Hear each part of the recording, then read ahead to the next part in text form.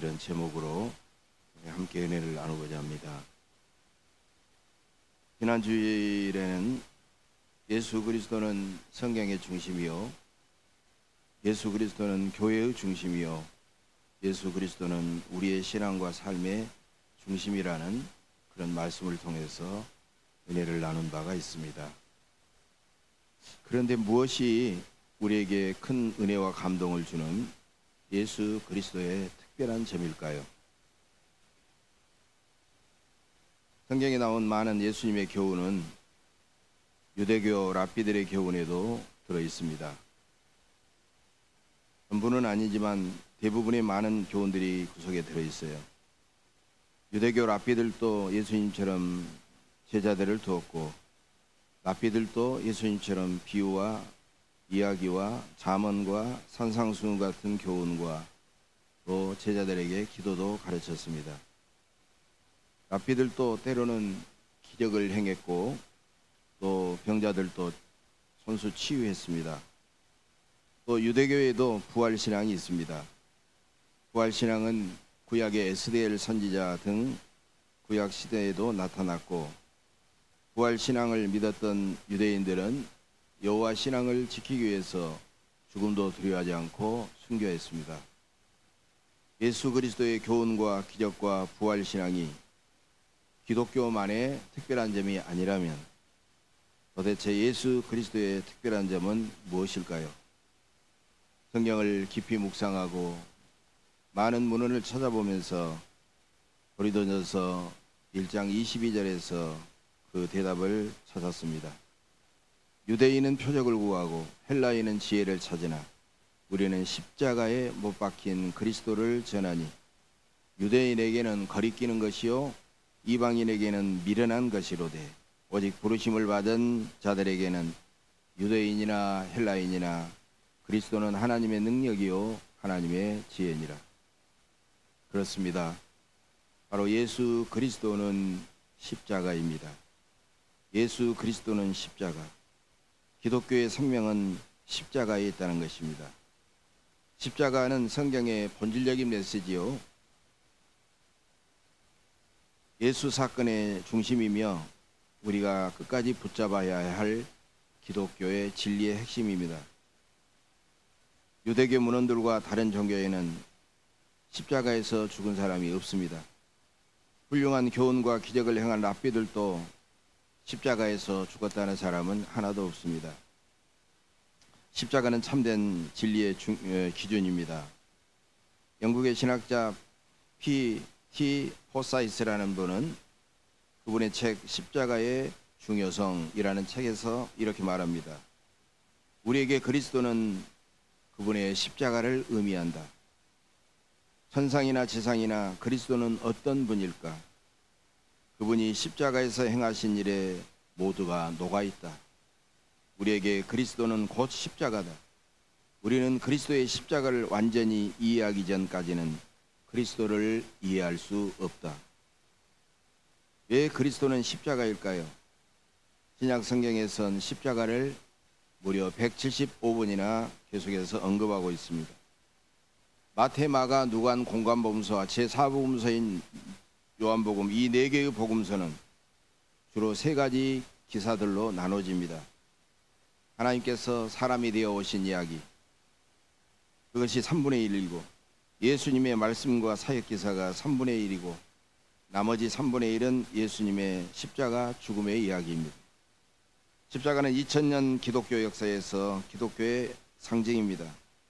로마 제국이 기독교를 국교로 공인한 4세기경부터 십자가는 이제 자유롭게 드러내놓고 공식적으로 사용되었지만 이미 그 전부터 십자가는 기독교인들에게 신앙의 중심이었습니다.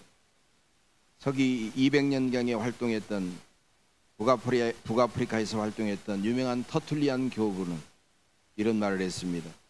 기독교인은 걷거나 집에 들어가거나 나가거나 옷을 입거나 신발을 신거나 목욕하거나 식탁에 앉거나 등잔불을 켜거나 침대에 눕거나 의자에 앉을 때마다 이마에다 언제나 십자가 성호를 그린다.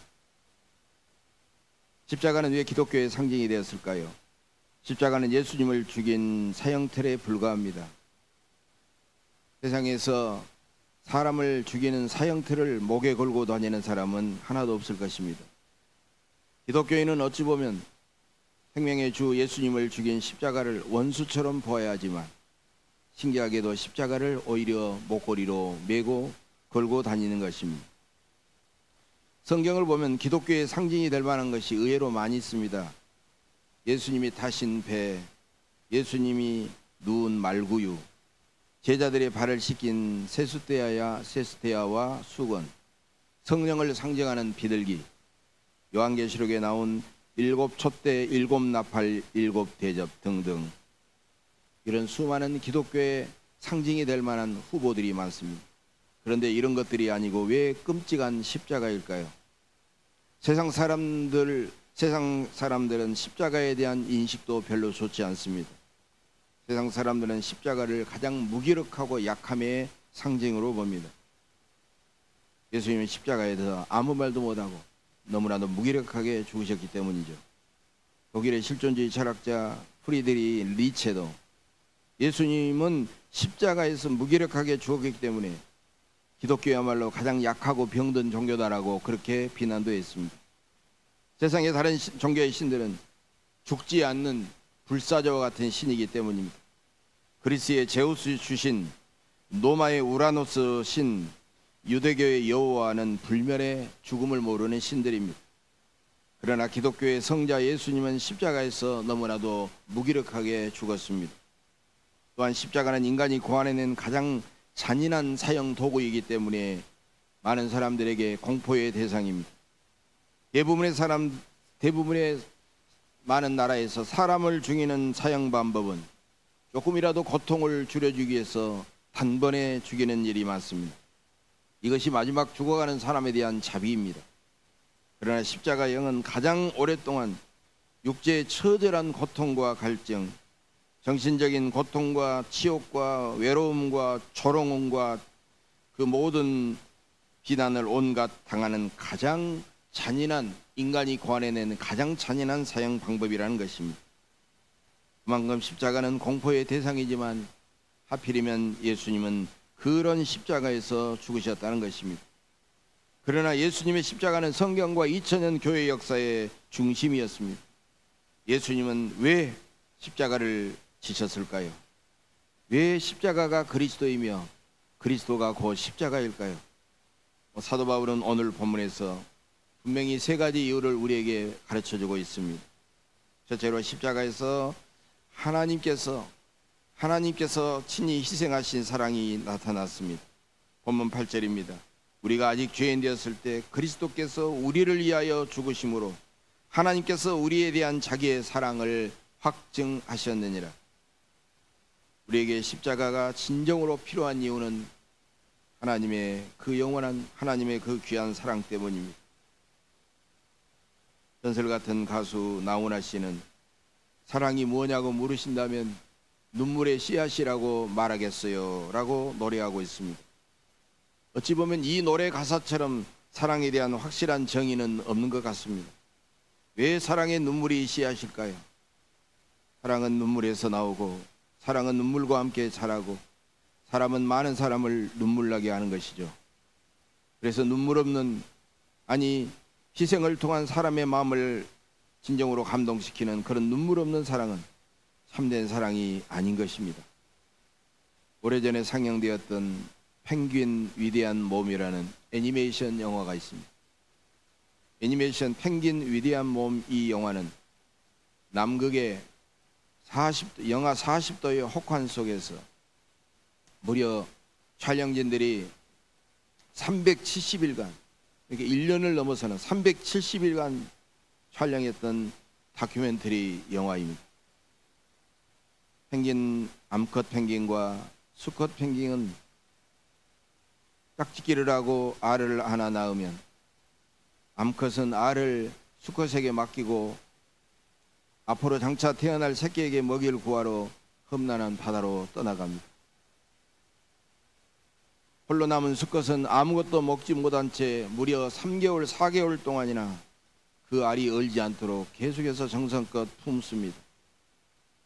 암컷이 먹이를 물고 돌아오면 이번에는 수컷이 3, 4개월을 아무것도 먹지 못한 그 연약한 몸으로 다시 새끼에게 줄 먹이를 구하러 멤버천지를 해서 바다로 다시 떠납니다. 펭귄 한 쌍은 새끼 한 마리를 키우려고 번갈아 가면서 아무것도 못 먹고 눈물겨운 희생을 하는 것입니다. 우리나라에서만 300만 권이나 팔린 소설가 조창인의 가시곡이라는 소설을 여러분들은 기억하실 것입니다. 이 가시곡이라는 소설에는 수컷 가시고기의 처절한 부성애를 보면서 깊은 감동과 전율을 느끼죠. 그래서 가시고기처럼 살았던 그 많은 사람들의 인물들을 소개하면서 깊은 감동을 느껴요.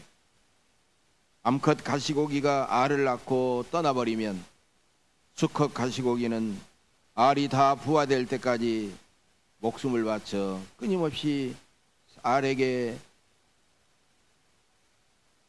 계속해서 몸을 움직여가면서 산소를 공급하고 그리고 다른 고기들로부터 그 알을 지켜냅니다.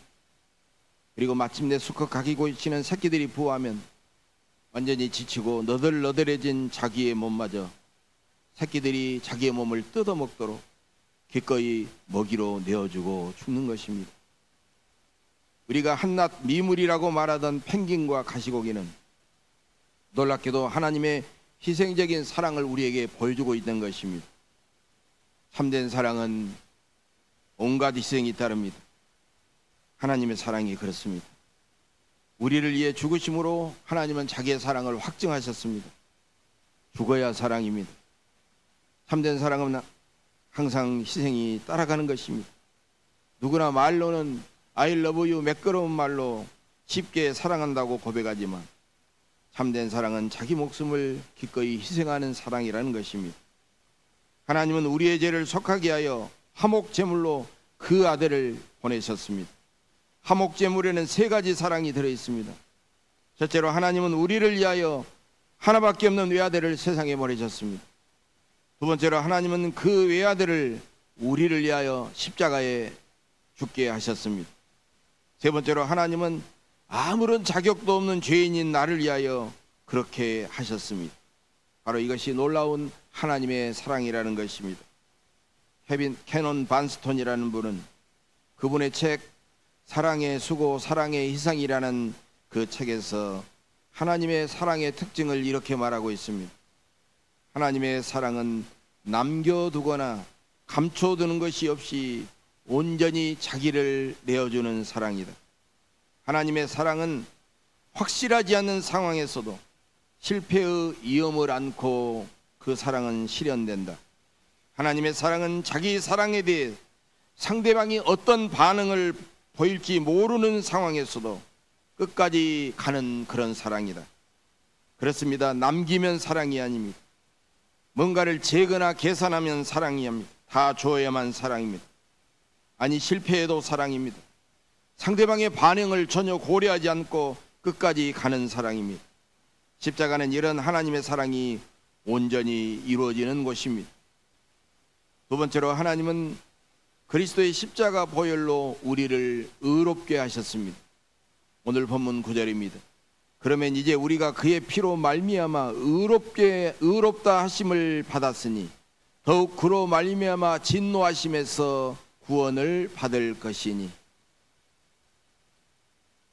하나님의 사랑은 우리를 의롭게 하는 사랑입니다. 하나님의 사랑은 모든 것을 주는 사랑일지라도 손자의 예의 없고 버릇없는 행동까지 다 받아주는 할아버지 같은 그런 사랑은 아닙니다. 하나님의 사랑은 도둑질하는 아들에게 말 한마디도 못하고 다 오냐오냐 하고 받아주는 어머니 같은 그런 사랑이 아닙니다. 하나님의 사랑은 또 학교에서 시험 칠 때 컨닝하는 학생을 못 본 채 하고 지나가는 선생님 같은 그런 사랑도 아닙니다. 하나님의 사랑은 의로운 사랑이요 하나님의 사랑은 거룩한 사랑입니다. 거룩한 사랑은 사람은 사랑하되 그 사람의 죄는 사랑하지 않는 사랑입니다. 이사야 45장 21절에 이런 말이 있습니다. 나는 공의를 행하며 구원을 베푸는 하나님이라 나 외에 다른 이가 없느니라. 여러분, 공의와 구원은 동시에 이루어질 수가 없어요. 공의는 죄가 없어야 공의로운 것이고, 구원은 죄가 있어도 구원하는 것이기 때문입니다. 그래서 공의와 구원을 이루기 위해서는 처음부터 죄 없는 사람을 찾아야만 하는 것입니다. 그러나 로마서 3장 10절에서 의인은 없나니 하나도 없다고 하는 말씀처럼, 아예 인간은 모든 처음부터 죄인이기 때문에 구원받을 사람은 하나도 없는 것입니다. 사람이 얼마나 흉악한 죄인인지, 태어나면 곱게 자라서 죄가 아니고 거룩한 성죄가 저절로 된 것 같지만 그냥 두면 사람은 얼마나 흉악한 죄인인지 대자연과 이 인류의 역사를 보면 우리가 잘 알 수가 있습니다. 사자나 호랑이나 늑대 같은 맹수는 아무리 맛있는 고기가 그 앞에 지나가도 배가 부르면 사냥하지 않습니다. 그러나 사람은 자기 이익을 위해서, 자기 재산을 축적하기 위해서 다른 사람과 동물을 함부로 죽이고, 자기와 민족과 나라와 사상과 종교가 다르다는 이유로 수많은 사람들을 집단으로 학살하고 많은 사람들을 죽입니다. 이처럼 사람처럼 거짓되고 불의하고 간사하고 잔인한 동물은 없는 것입니다. 20세기 가장 위대한 변증가의 한 사람인 영국의 C.S. 루이스는 그분의 책 순전한 기독교라는 책에서 인간에 대해서 이렇게 말합니다. 범죄하고 타락한 인간은 더 개선할 필요가 있는 불완전한 피조물이 아니다. 자기 손에 든 불의의 무기를 모두 다 하나님 앞에 내려놓아야 하는 심각한 반역자다라는 말을 했습니다. 이처럼 인간은 근본적으로 흉악한 죄인이기 때문에 오직 예수 그리스도의 피만이 구원할 수 있는 것입니다. 본문 9절의 말씀입니다.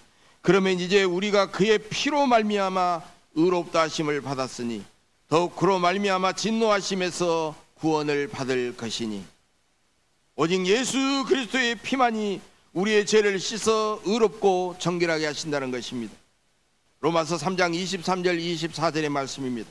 모든 사람이 죄를 범하였음에 하나님의 영광에 이르지 못하였더니 그리스도 예수 안에 있는 속량으로 말미암아 하나님의 은혜로 값없이 의롭다 하심을 얻은 자 되었느니라. 이 말씀에는 하나님 앞에서 의로워지는 세 가지 요소가 나오고 있어요. 첫째로, 우리는 흉악한 죄인이기 때문에 하나님의 은혜만이 우리에게 필요하다는 것입니다. 하나님의 은혜는 우리 인간의 구원의 시작입니다. 두 번째로, 하나님은 그리스도의 피로써 우리의 모든 죄를 씻어주셨습니다. 그리스도의 피는 구원의 방법입니다. 세 번째로, 우리를 의롭게 하시는 하나님을 굳게 믿는 믿음이 필요합니다. 우리가 하나님의 은혜를 믿으면 구원의 효과가 나타나는 것입니다. 그러나 우리는 우리의 믿음 때문에 구원받은 것이 아니라 하나님의 은혜 때문에 구원받은 것입니다. 그러므로 우리의 믿음마저도 하나님께서 우리에게 주시는 은혜의 선물임을 우리는 깨달아야 됩니다. 세 번째로, 그리스도의 십자가는 하나님과 우리 사이를 화목하게 하십니다. 하나님께서 우리를 그리스도의 피로써 의롭게 하신 것은 우리를 하나님의 거룩한 하늘의 가족으로 용납해 주는 것을 의미합니다. 용납은 죄가 있어도 받아주는 것입니다. 오늘 본문 마지막 11절의 말씀입니다. 그뿐 아니라 이제 우리로 화목하게 하신 우리 주 예수 그리스도로 말미암아 하나님 안에서 또한 즐거워하느니라. 가족들은 믿음과 사랑이 있어야만이 화목해지면서 서로 돕고 의지하고 그 안에서 참된 자유와 평안과 행복을 누리게 되는 것입니다. 서로 죄와 허물을 용서하거나 용서받지 못하면 가족일지라도 담이 생겨서 서로 만나기에 어색하고 다가가지 못하고 쭈뼛거리는 것을 볼 수가 있습니다. 그러나 예수 그리스도의 십자가 보혈은 하나님과 우리 사이에 죄로 가로막힌 담을 허시고 우리는 하나님의 자녀로서 하나님 앞에 담대하게 나아갈 그런 담력을 우리에게 주신 것입니다. 십자가는 하나님께 열린 우리가 나아갈 거룩한 생명의 길인 것입니다. 십자가는 분명히 두렵고 잔인한 사형틀입니다. 누구도 십자가를 좋아하지 않습니다.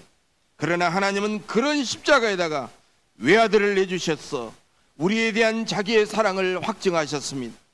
예수 그리스도께서 흘리신 피로써 우리의 모든 죄를 씻어 우리를 의롭게 하셨습니다. 그래서 우리는 그 피를 힘입어 하나님 앞에 담대히 나가게 되었습니다. 흉악한 죄인인 저를 예수 믿게 하셨고, 제가 기독교임을 늘 감사하게 하셨고, 지금까지 저를 목회자로 살게 하신 능력과 기쁨이 예수 그리스도의 십자가에 있었습니다. 이처럼 예수 그리스도의 십자가는 기독교만이 가진 가장 특별하고 영원한 진리인 것입니다. 예수 그리스도의 십자가의 은혜와 평강과 기쁨이 여러분의 남은 인생 속에 더 충만하시기를 주님의 이름으로 간절히 축복합니다. 기도하겠습니다. 들어가신 아버지 하나님, 우리를 십자가 사랑으로 구원하신 그 크고 놀라우신 은혜에 감사를 드립니다. 우리가 그 은혜를 믿어 의롭게 되고 그 사랑에 감격하여 이웃을 뜨겁게 사랑하면서 이 땅의 정의와 평화를 위해 희생하게 하옵소서. 감사드리며 예수님의 이름으로 간절히 기도하옵나이다. 아멘.